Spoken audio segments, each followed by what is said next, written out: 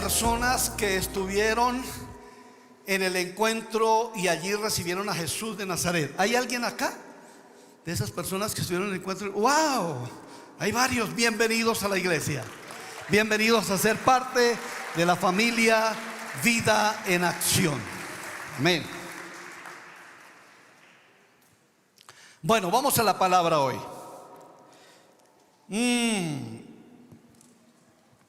Hemos venido hablando de Segunda de Pedro y hemos dicho que hay una preocupación pastoral desde siempre, y es mantener siempre a las ovejas caminando en el redil de Dios, que no se pierdan, que sean edificadas, que den fruto, que haya una cantidad de cosas es decir, que la iglesia ejerza en la tierra el propósito con el cual ha sido establecido, que llenemos la tierra de la gloria de Dios. Amén. Hoy continuamos con el estudio de Segunda de Pedro. Los escritores dejaron, hermanos, plasmada por escrito una doctrina bíblica, unos principios que ellos los enseñaron en su tiempo a las iglesias. Pedro alcanzó a escribir a una iglesia universal, que él habla, es decir, a toda la iglesia. El apóstol Pablo escribió para Corinto, para Gálatas, para Efesios, escribió para todas estas iglesias. Y eran doctrinas de cambio, de transformación. Pedro deja en su segunda carta eso plasmado, unos principios que hemos venido enseñando, que en su tiempo lo enseñaron, pero que ahora nosotros lo estamos enseñando. Los intérpretes bíblicos, los maestros, los pastores, los apóstoles, los profetas, los evangelistas, pero también los discípulos que enseñan uno a uno la doctrina del Señor. ¿Para qué?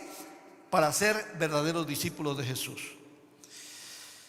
Entonces, aquí en su segunda carta deja una gran enseñanza para vivir una vida cristiana agradable al Señor, alcanzando madurez para que lleguen a ser fructíferos y a mantener una fe firme en sus convicciones cristianas hasta la muerte o hasta la venida del Señor. Por eso vamos a hablar de más firmes, que estemos mucho más firmes cada día en la doctrina. Muy bien, entonces vamos a mirar Segunda de Pedro, capítulo 1, los versículos 8 al 10. Hasta ahora hemos venido hablando hasta el versículo 7. Hoy vamos a hablar los versículos 8 al 10, 3 versículos. Y dice, acordémonos de qué venimos hablando. De unos componentes, de unos factores que generan madurez cristiana, carácter cristiano en la vida de cada discípulo de Jesús. Entonces él continúa, después de decir: por esto añadida a vuestra fe virtud, a la virtud ¿se acuerdan cuáles son los 8 factores? El primero es fe, el segundo virtud, el tercero conocimiento, el cuarto dominio propio, el quinto paciencia, el sexto piedad, el séptimo afecto fraternal y el octavo amor. 8 factores que, si se practican, será la persona que los practique un verdadero discípulo del Señor. En la iglesia no queremos meros creyentes. En la iglesia del Señor queremos verdaderos discípulos de Jesús. Amén. Entonces dice: porque si estas cosas están en vosotros y abundan, escuchen bien, los que tienen por ahí como subrayan esa palabrita abundar. Porque si estas cosas están en vosotros y abundan, no dejarán estar ociosos ni sin fruto en cuanto al conocimiento de nuestro Señor Jesucristo. Pero el que no tiene estas cosas, es decir, el que no ha desarrollado esas 8 virtudes o esas 8 características o esos 8 componentes del carácter cristiano, pero el que no tiene estas cosas tiene la vista corta, es ciego, habiendo olvidado la purificación de sus antiguos pecados. Por lo cual, hermanos, tanto más procurad hacer firme vuestra vocación y elección, porque haciendo estas cosas no caeréis jamás. Porque haciendo estas cosas no caeréis jamás. Muy bien, permítanme ir un poquito atrás y retomar esta parte cuando dice: por tanto, poniendo toda diligencia, vosotros también poniendo toda diligencia. Es decir, la diligencia tiene que ver con prontitud. La diligencia tiene que ver con celeridad, tiene que ver con apresuramiento, tiene que ver con rapidez, tiene que ver con urgencia, tiene que ver con gestión. En otras palabras, lo que está diciendo el apóstol Pablo, lo que les estoy diciendo, háganlo ya. No den espera. No esperen tanto tiempo en mirar a ver cuándo desarrolla el carácter de Dios. Empiece ya. Ponle celeridad al asunto. Ponle gestión al asunto. Recordemos, hermanos, que el antónimo de diligencia es negligencia. El antónimo de diligencia es negligencia. En Romanos el apóstol Pablo nos invita a la diligencia cuando dice en el versículo 11: en lo que requiere diligencia, no perezosos. En lo que requiere diligencia, no perezosos. ¿Qué está diciendo aquí el apóstol Pedro? ¿Qué requiere diligencia? Que ustedes desarrollen la fe, la virtud, el conocimiento, el dominio propio, la paciencia, la piedad, el afecto fraternal y el amor. En eso está diciendo: desarróllenlo, pero háganlo ya. Pónganle diligencia al asunto. Y la santidad, hermanos, y la relación con Dios es una de las cosas que más demanda diligencia. La diligencia, mis hermanos, está en añadir, en ir poniéndole, añadiendo una cosa a la otra. Es decir, a esa receta que nosotros decimos que colocamos en la vasija, y eso sale como resultado carácter de un verdadero cristiano. En otras palabras, aquí está diciendo también el apóstol Pablo: no se conforme, avance. Hemos venido hablando de esas 8 características. Y ojalá, mis hermanos, que hayamos hecho el examen de cuánto de ello tenemos y de cuánto nos falta. Porque las prédicas, hermanos, que damos aquí no es simplemente para cumplir uno de los puntos del culto, sino para que cada persona sea edificada, sea cambiada, sea transformada. Nosotros estamos trabajando de tiempo completo en la obra del Señor, pero no es simplemente por una profesión, sino por un encargo divino de formar discípulos. Y si nos quemamos las pestañas, mis hermanos, de pronto haciendo una predicación y generando pensamientos, generando ideas, es para que cada persona cada día esté más firme en las cosas de Dios. Amén. Entonces dice: porque si estas cosas están en vosotros, ¿cuál es lo primero que debemos hacer? Capturarlas, traerlas al corazón, hacerlas vivencia. Y el otra cosa dice que debemos abundar. No se conforme solamente con lo básico, abunde en ello, abunde en ello. Esto significa, mis hermanos, sí, no conformarse, sino llegar a tener tanto que gocemos de abundancia. Muchos hoy en día disfrutan de pronto de una economía estable, de pronto abundante. Pero es que, hermanos, comenzaron con lo poquito y diligentemente fueron abundando. Primero adquirieron algo y luego poco a poco fueron multiplicándolo para que hoy puedan gozar de una estabilidad económica y de pronto abundar para decir: no tengo necesidad, no aguanto hambre, si quiero comprar algo, tengo algún deseo que sea suplible, yo voy a suplirlo y no me hace falta. Eso es abundar. Eso es abundar. Están abundando en ti la fe, abunda la virtud, que es la buena moral, el buen comportamiento, la buena conducta. Abunda el conocimiento de Dios, como estuve hablando hace 15 días o 20 días. Abunda el conocimiento. Abunda el dominio propio. ¿Qué es la abundancia de dominio propio? Que nada a ti te domina. Tú tienes la facultad de dominar todo, dominar tu ira, dominar la tentación, dominar la avaricia, dominar sus impulsos carnales, dominar la crítica. Todo lo dominamos. Eso es abundancia de dominio propio. Abundan en paciencia. ¿Cuántos abundan en paciencia?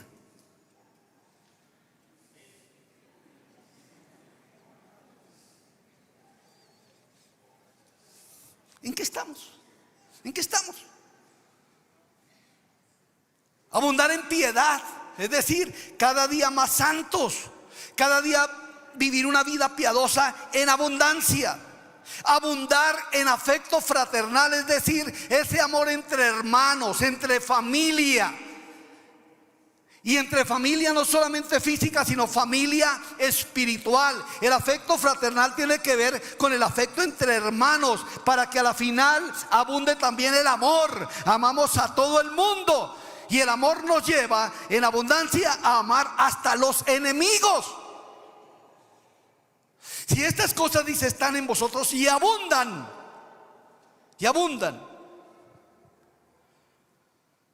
¿qué pasa con ellos? Que no nos dejarán estar ni ociosos ni sin fruto. Wow, es el motor. El desarrollo de estas características es el motor de la cosecha, del fruto. Es lo que mueve a que nosotros demos resultado como cristianos, abundando en esas cosas. No dice que solamente estén esas cosas en nosotros, sino que abunden en nosotros. No nos dejarán estar ociosos y sin fruto. Es decir, está combatiendo dos males. La ociosidad.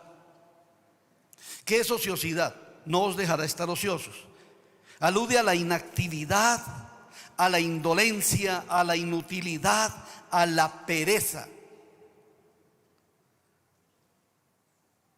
Como pereza denominamos también algo que se llama negligencia, flojedad, descuido de los deberes u obligaciones en que deberíamos ocuparnos.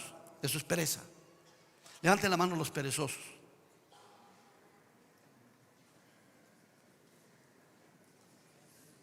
Gracias por la sinceridad. De algunos pocos. Pereza. La pereza es una falta de voluntad para actuar, trabajar o atender las tareas que nos competen.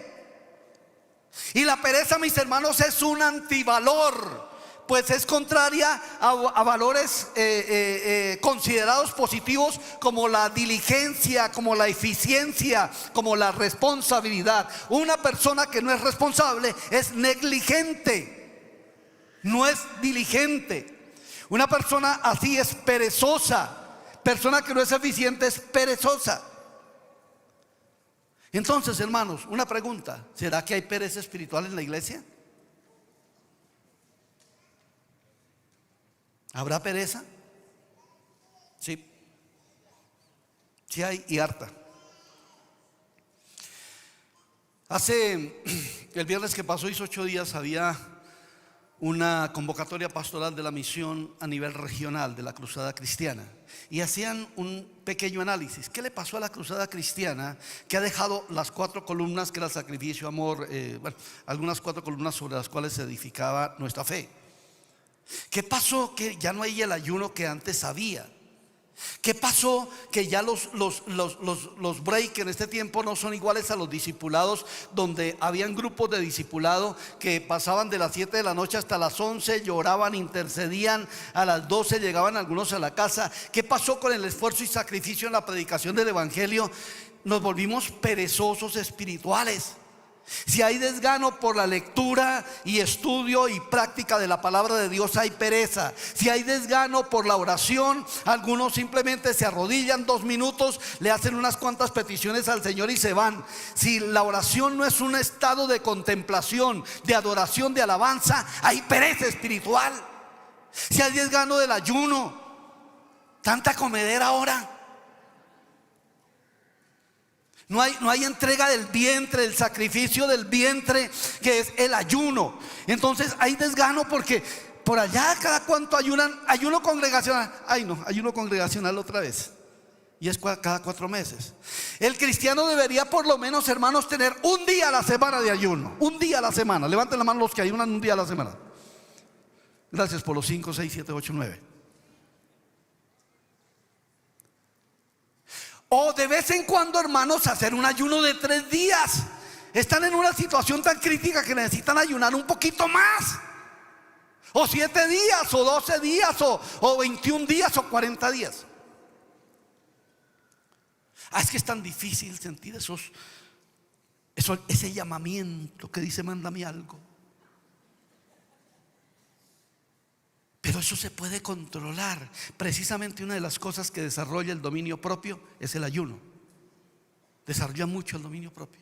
¿Qué ha pasado con todo esto? Hay pereza. Y hay pereza porque no hay carácter.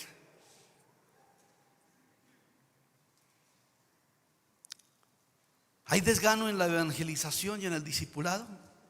Pasan años y no se gana un discípulo. Pasan años y no se hace un discípulo. Eso se llama también pereza. ¿Y qué significa con eso? Superficialidad. Es la persona que se quedó en la orilla del río y no profundizó. Su vida se hizo tan superficial, por eso no tienen inconveniente en mantener pecados habituales continuamente. Bueno, si son habituales, son continuos. No tiene inconveniente en mantener esos pecados habituales. No cambia, es el mismo grosero, el mismo que reacciona cuando lo cierran, el mismo que responde con una piedra cuando le hacen alguna pregunta. Es el mismito. ¿Qué diferencia hay? Ninguna. El desarrollo de estos factores también dice que combate la esterilidad o infertilidad. Dios no solo quiere, mis hermanos, que seamos salvos, sino que la salvación que hemos recibido se traduzca en un fruto visible y tangible. Fruto. Ahora, sí, está bien, la salvación no depende de las buenas obras, pero sí se manifiesta en buenas obras. Yo no obro para ser salvo, sino obro porque ya soy salvo. Porque ya soy salvo. Entonces, ¿qué obras hay? No hablamos de las obras de caridad, hablamos de las obras de cambio. De cambio. Jesús, hablando de los falsos profetas, ¿él qué dijo? ¿Por las hojas los van a conocer? ¿Por la raíz lo van a conocer? ¿Por lo frondoso lo van a conocer? ¿Qué dijo? Por sus frutos los conoceréis. ¿Qué distingue a un cristiano? El fruto. ¿Fruto en qué? Fruto en carácter y fruto en multiplicación. Fruto en lo que yo pueda hacer con Dios cada día mejor, y fruto porque hago discípulos, que es un mandato, no es una opción. La gran comisión no se puede convertir en la gran omisión. Y eso es en lo que se ha convertido la gran comisión. Omitimos ese mandato de hacer discípulos, que es un mandato tal cual como no matarás es un mandato, también hacer discípulos es un mandato. Pero hay pereza espiritual, por lo tanto no hay multiplicación de discípulos. Y eso es carencia de fruto. Ahora, la orden de Jesús es que todos demos fruto. Vamos a mirar algunos versículos. Juan 15, 2, 5, 8 y 16 dice: todo pámpano que en mí no lleva fruto lo quitará, y todo aquel que lleva fruto lo limpiará para que lleve más fruto. Cuando hay una vida cristiana que lleva fruto, esa persona va a ser limpiado para que lleve más fruto, más fruto. Figúrese, hermanos, si esto fuera aplicado, la multiplicación de almas que tendríamos y la multiplicación de verdaderos discípulos que tendríamos. Versículo 5 dice: yo soy la vid, vosotros los pámpanos. El que permanece en mí y yo en él, este lleva mucho fruto. Habla de más fruto y ahora habla de mucho fruto, porque separado de mí nada podéis hacer. Versículo 8: en esto es glorificado mi Padre, en que llevéis mucho fruto y seáis así mis discípulos. Todo discípulo del Señor es fructífero. Dígale al que está al lado: todo discípulo del Señor es fructífero. En que llevéis mucho fruto y seáis así mis discípulos. Versículo 16: no me elegisteis vosotros a mí, sino que yo os elegí a vosotros, y os he puesto para que vayáis y llevéis fruto, y vuestro fruto permanezca. Es decir, fruto, más fruto, mucho fruto, fruto permanente. Fruto permanente. Que el fruto permanezca, mis hermanos queridos. Si el fruto permanece en mi carácter, Dios mío, no voy a cambiar, voy a mantenerme más firme. Más firme. Ahora, Jesús viene a buscar fruto. El Padre Celestial siempre busca fruto. Escuchen este pasaje de Isaías. No voy a hacer muchos comentarios sobre el contenido, porque el contenido mismo se explica. Dice: ahora cantaré por mi amado. Isaías 6:5, del 1 al 6. Ahora cantaré por mi amado el cantar de mi amado a su viña. Tenía mi amado una viña en una ladera fértil. Esto habla del pueblo de Israel. La había cercado y despedregado, es decir, le había quitado, le había puesto protección y le había quitado la dureza, despedregar, le había quitado la piedra, y plantado de vides escogidas, había sembrado una semilla, había edificado en medio de ella una torre para vigilar, la torre era vigilante, y hecho también en ella un lagar, es decir, el lagar era el sitio donde se podría pisar la uva para sacar el vino, pues lo que un viñador quiere, ¿sí? Y esperaba que diese uvas, y dio uvas silvestres. En otras palabras, el fruto esperado no fue. Fue un fruto agrio, totalmente incomible, insaboreable. No era ese el fruto que esperaba. ¿Y acaso no ha pasado así con muchos cristianos? Jesús fue a la cruz para redimirnos, Jesús fue a la cruz para sanarnos, Jesús fue a la cruz para prosperarnos. Hemos llegado a los pies de la cruz, y hermanos, el Señor espera algún fruto de sus hijos, y lo único que espera, en lugar de el fruto del Espíritu, que es amor, gozo, paz, paciencia, benignidad, bondad, fe, mansedumbre y templanza, lo único que tiene es obras de la carne: ira, maledicencia, descontento, pecado, inmoralidad, cosas por el estilo. Entonces, ¿qué pasa con ellos? Ahora pues, vecinos de Jerusalén y varones de Judá, juzgar ahora entre mí y mi viña. ¿Qué más podía hacer a mi viña que yo no haya hecho en ella? ¿Cómo esperando que diese uvas ha dado uvas silvestres? Os mostraré pues ahora lo que haré yo a mi viña. Le quitaré su vallado, la desprotegerá, será consumida. Aportillaré su cerca y será hollada, será pisada. Haré que quede desierta, no será podada ni cavada, y crecerán el cardo y los espinos, y aún las nubes mandaré que no derramen lluvia sobre ella. ¿Qué pasa cuando no hay fruto? Juicio. Juicio. ¿Qué es el resultado de esperar un fruto y no dar el fruto esperado? Juicio. Duro, ¿no? ¿Están preocupados? ¿O están bravos?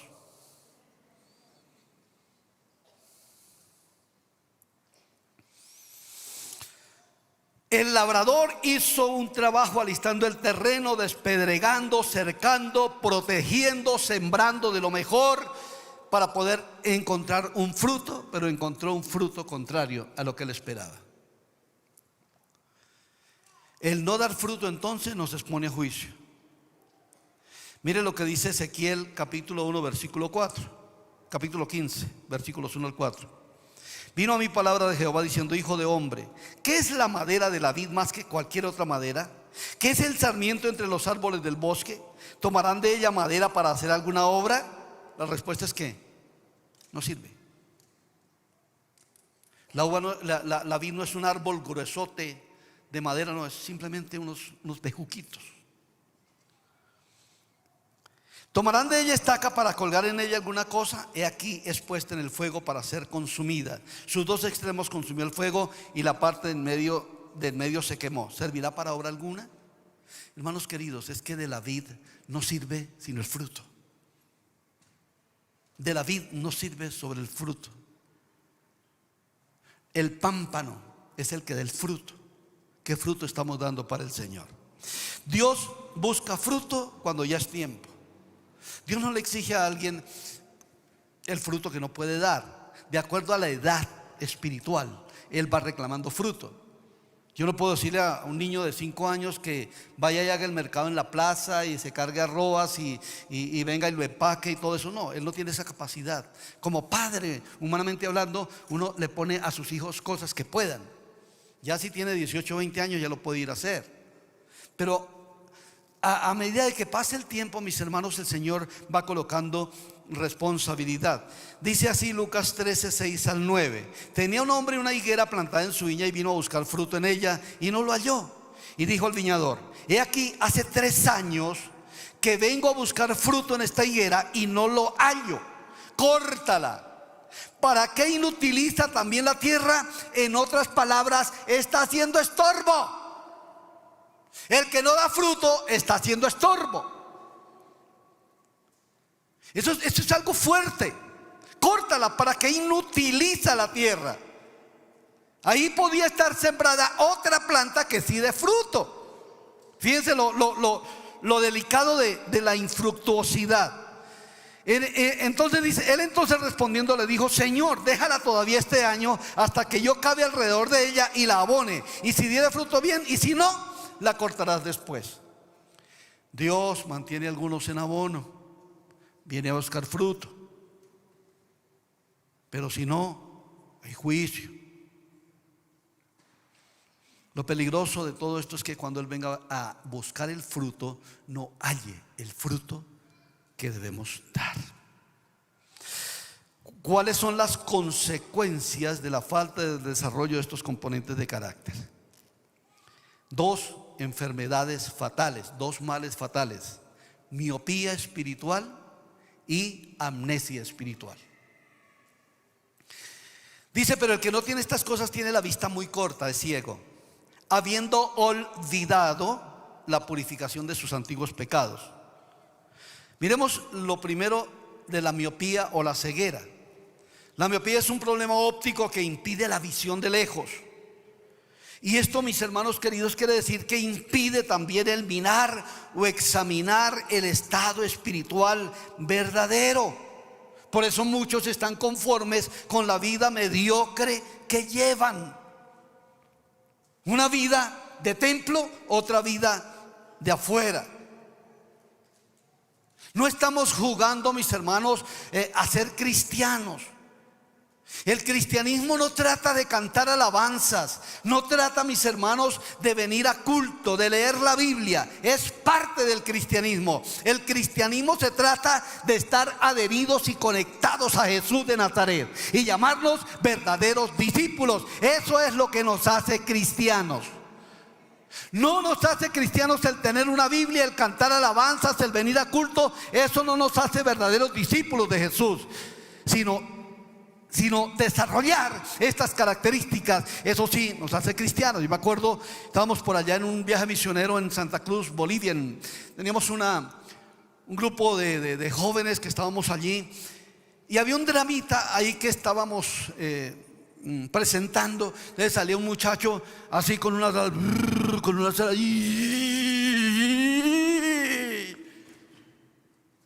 le preguntaban: ¿tú quién eres? Yo soy un avión. ¿Cómo así que tú eres un avión? ¿Por qué te crees que eres un avión? Pues porque viví 20 años en el aeropuerto. No, el vivir 20 años en el aeropuerto no te hace avión. El vivir 20 años en una iglesia no te hace cristiano. Te hace cristiano la conexión con el Señor. El verdadero carácter de Jesús, eso te hace cristiano. Amén.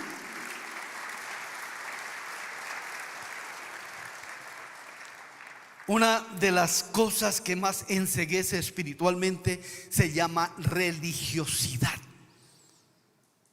Y la religiosidad desde el punto de vista evangélico es tener una Biblia, cantar unos coros, venir a la iglesia y bueno, cada 8 días cumplir con ello, orar un ratico. Pero si no hay transformación de la vida, de nada sirve esa vida religiosa. Porque Dios lo que quiere es autenticidad de fe, autenticidad de carácter cristiano. Eso es lo que la Biblia nos exige que nosotros seamos. ¿De qué sacamos cada 8 días una prédica si no hay práctica de la prédica? Si no hay digamos, una acción intencional de cambio, de salir de aquí y decir: yo tengo que meterme aquí lo que el pastor o el predicador dijo. A ver, esta semana qué practico de lo que me dijeron y pongo en práctica todo esto. Por eso decía, mis hermanos, ¿cuántos han puesto en práctica ya el llenarse de fe, de virtud, de conocimiento, de dominio propio, de paciencia, de piedad, de afecto fraternal y de amor, intencionalmente? O si no, de nada nos sirve. Y podremos pasar 20, 30 y 40 años en la iglesia. Hace algunos días estaba en un matrimonio cristiano.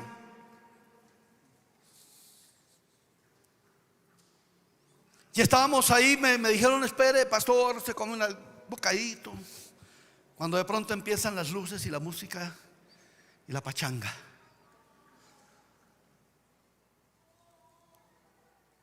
Se acerca una miembro de la familia del matrimonio y me dice: pastor, ore por favor por la verdadera conversión de mi familia, porque llevan tantos años pero todavía no saben qué es cristianismo. Yo no sé, tú, mi hermano, yo no conozco tu corazón, lo conoce el Señor. Pero ¿qué de esta evaluación continua que debemos tener en torno a lo que verdaderamente cristianismo es? Hay ceguera espiritual.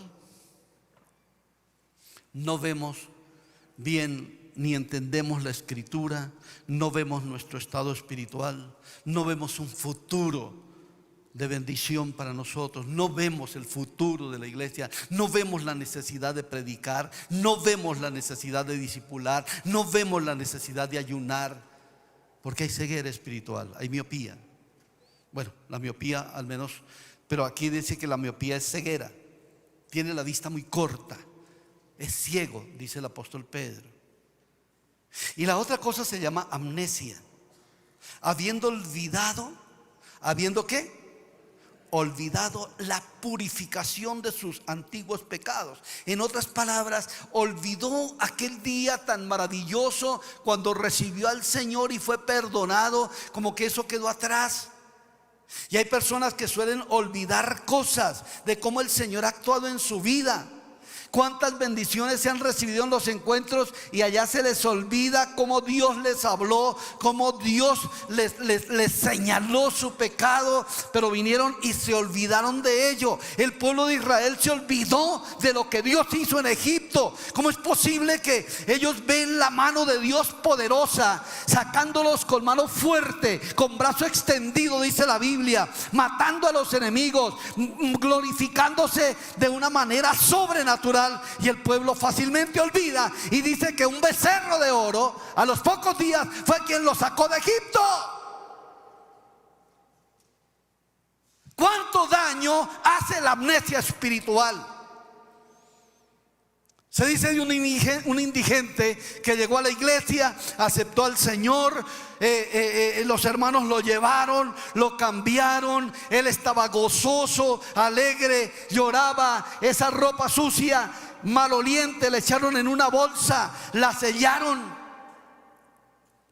la bolsa y de pronto dijeron, el hermano que estaba ahí discipulando al recién llegado, dijo: botemos todo esto. Y el indigente dijo: no, déjemela ahí, yo me la llevo para mi casa.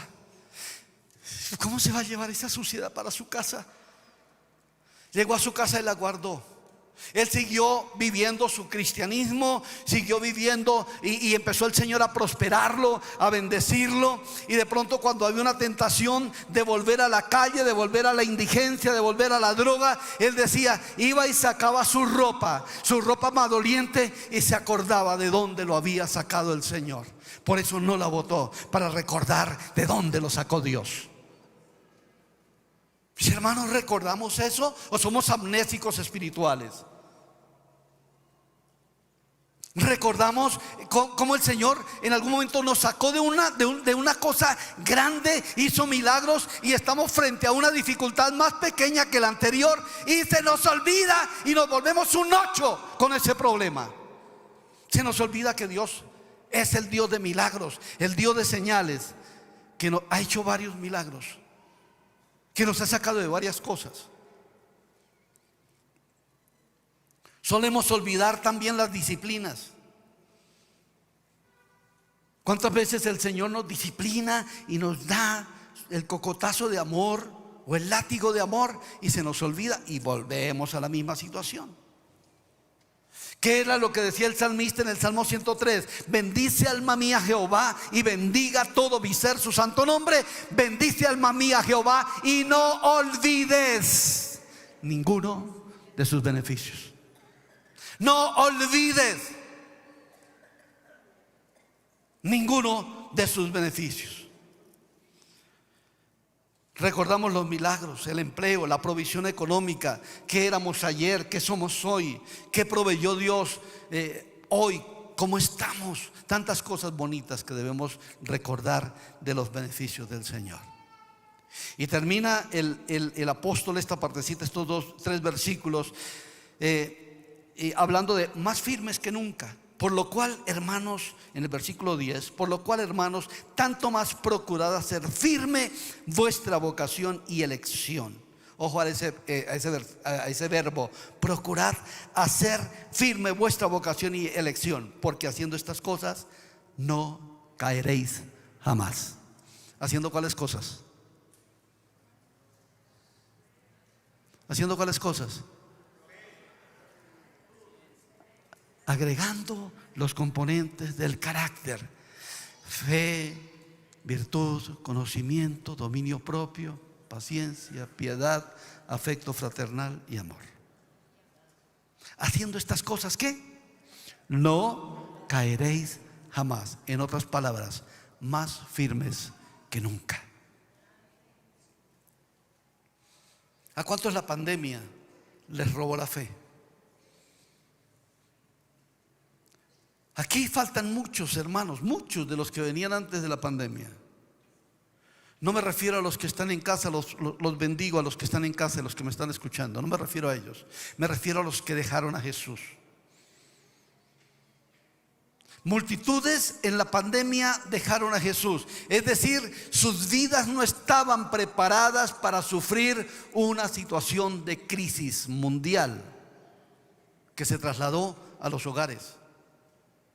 Y dejaron al Señor.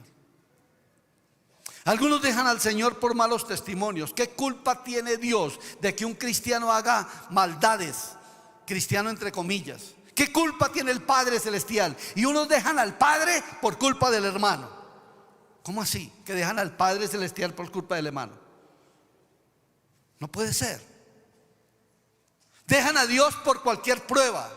No, mis hermanos, quienes tenemos que afirmar nuestra fe y decir: nada me separará del amor de Dios, ni tribulación, ni angustia, ni enfermedad, ni salud, ni pobreza, ni prosperidad, ni lo alto, ni lo bajo, ni la muerte, ni la vida me podrán separar del amor de Dios, que es en Cristo Jesús, Señor nuestro.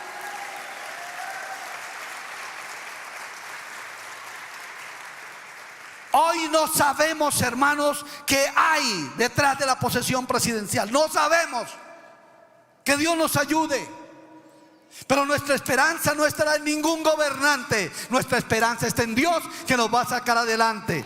Si viene persecución, pues que venga. Si viene bienestar, pues que venga. Pero estamos en las manos de Dios, y el Señor nos sacará adelante, en el nombre de Jesús.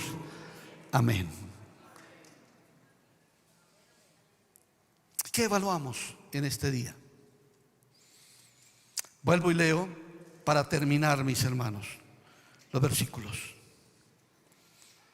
Porque si estas cosas están en vosotros y abundan, no dejarán estar ociosos ni sin fruto en cuanto al conocimiento de nuestro Señor Jesucristo. Pero el que no tiene estas cosas tiene la vista muy corta, es ciego, habiendo olvidado la purificación de sus antiguos pecados. Por lo cual, hermanos, tanto más procurad hacer firme vuestra vocación y elección, porque haciendo estas cosas no caeréis jamás. Es el deseo de mi corazón en este día para cada uno de ustedes. Colóquense de pies, por favor.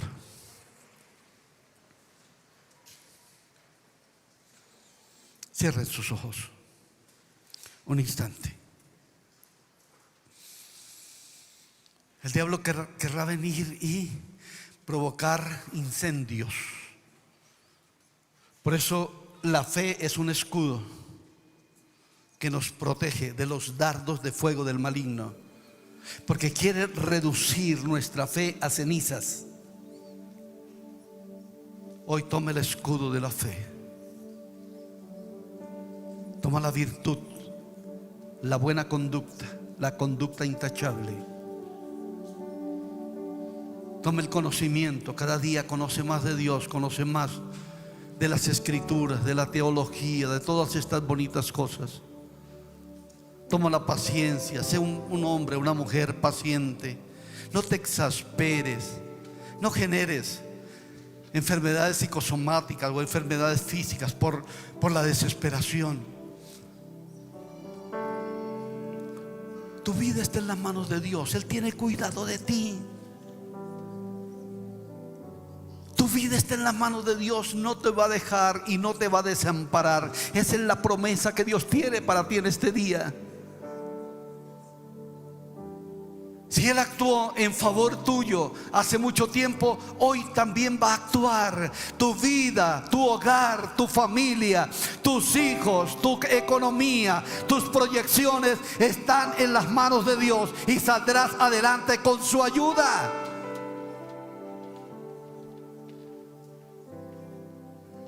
Dios es bueno.